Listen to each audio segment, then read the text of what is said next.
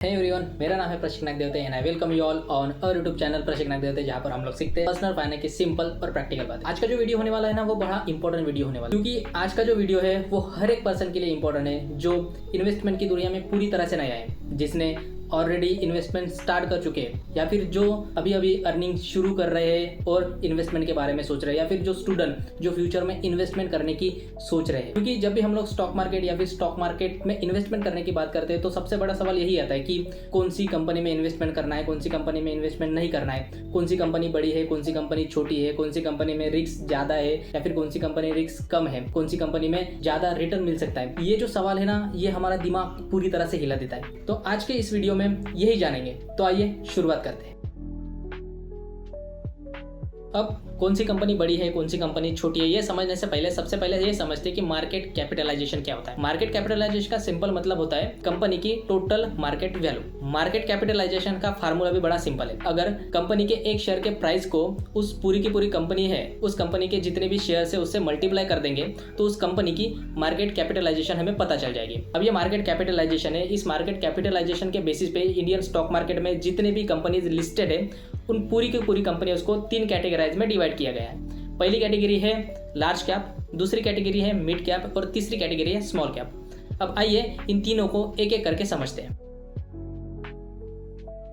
सबसे पहले समझते हैं लार्ज कैप कंपनीज। अब ये जो मार्केट कैपिटलाइजेशन है, ये मार्केट कैपिटलाइजेशन के बेसिस पे ये जो स्टॉक मार्केट में पूरी की पूरी कंपनीज है इनको एक लाइन में खड़ा कर दिया है और उन सबको एक रैंकिंग दिया गया है। जिस कंपनीज की रैंकिंग 1 से लेकर 100 तक आती है उन कंपनीज को कहा जाता है लार्ज कैप कंपनी। ये ऐसी कंपनीज होती है जो स्टेबल होती है और ऑलरेडी ग्रोथ कर चुके होते हैं, जैसे TCS, इन्फोसिस, HDFC बैंक। इन कंपनियों में रिस्क भी कंपैरेटिवली थोड़ा कम होता है और रिटर्न भी कंपैरेटिवली कम ही रहता है। तो इसलिए अगर आप बिगिनर्स हो या फिर इन्वेस्टमेंट की दुनिया में पूरी तरह से नए हो और एक स्टेबल इनकम चाहते हो या फिर एक स्टेबल ग्रोथ चाहते हो तो लार्ज कैप कंपनीज में इन्वेस्टमेंट आप प्रेफर कर सकते हो।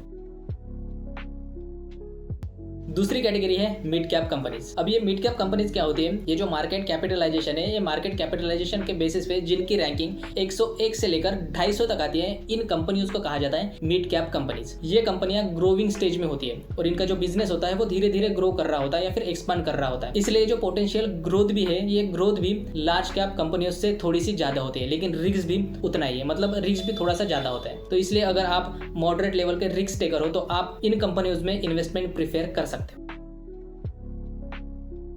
तीसरी कैटेगरी है स्मॉल कैप कंपनीज। अब ये स्मॉल कैप कंपनीज क्या होती है? मार्केट कैपिटलाइजेशन के बेसिस पे जिन कंपनियों की रैंकिंग 250 के बाद में आती है उन कंपनियों को कहा जाता है स्मॉल कैप कंपनीज। ये जो स्मॉल कैप कंपनीज होती है इनका ग्रोथ पोटेंशियल सबसे ज्यादा रहता है, लेकिन रिस्क भी उतनी ही रहती है। कभी कभी इन कंपनियों ने अच्छा परफॉर्म किया तो इन्वेस्टर को बहुत अच्छा रिटर्न दे सकती है, लेकिन अगर कभी कभी इन कंपनियों ने परफॉर्म अच्छा नहीं किया तो इन्वेस्टर का नुकसान भी हो सकता है। तो इसलिए अगर आप ज्यादा रिस्क ले सकते हो या फिर जो वोलेटिलिटी होती है उन वोलेटिलिटी को मैनेज कर सकते हो तो आप इन कंपनियों में इन्वेस्टमेंट करना प्रेफर कर सकते हो। तो अगर आप कौन सी कंपनीज में इन्वेस्टमेंट कर सकते हो इसका क्विक रिकैप करें तो अगर आप बिगिनर हो या फिर इन्वेस्टमेंट की दुनिया में पूरी तरह से नए हो और आप स्टेबल इनकम या फिर स्टेबल रिटर्न प्रेफर करते हो तो आप लार्ज कैप कंपनीज में इन्वेस्टमेंट स्टार्ट कर सकते हो। लेकिन आप थोड़े से रिस्क टेकर हो या फिर मॉडरेट लेवल की रिस्क ले सकते हो तो आप मिड कैप कंपनीज में इन्वेस्टमेंट शुरू कर सकते हो। लेकिन आप रिस्क टेकर हो या फिर जो वोलेटिलिटी है थोड़ा सा मैनेज कर सकते हो तो आप अपने पोर्टफोलियो में स्मॉल कैप कंपनीज भी ऐड कर सकते हो। तो याद रखिए, large cap equals to less risk और जो ग्रोथ होता है वो भी ग्रोथ मॉडरेट होता है। Mid cap equals to moderate risk और जो ग्रोथ भी होता है वो ग्रोथ भी पोटेंशियली थोड़ा सा बेटर रहता है। और small cap equals to high risk और हाई ग्रोथ पोटेंशियल। तो आप कौन से कैटेगरी में इन्वेस्टमेंट करना पसंद करोगे ये मुझे कमेंट सेक्शन में जरूर बताना। आई होप आप सभी को ये वीडियो सच में पसंद आया होगा। अगर ये वीडियो सच में आपको पसंद आया है तो इस वीडियो को लाइक करें, अपने फैमिली और दोस्तों के साथ शेयर करें और ऐसे पर्सनल फाइनेंस सीखने के लिए इस चैनल को सब्सक्राइब करें। जल्दी मिलते हैं एक नई वीडियो के साथ, तब तक के लिए बस नाम याद रखिए, प्रशिक नागदेवते। Good bye.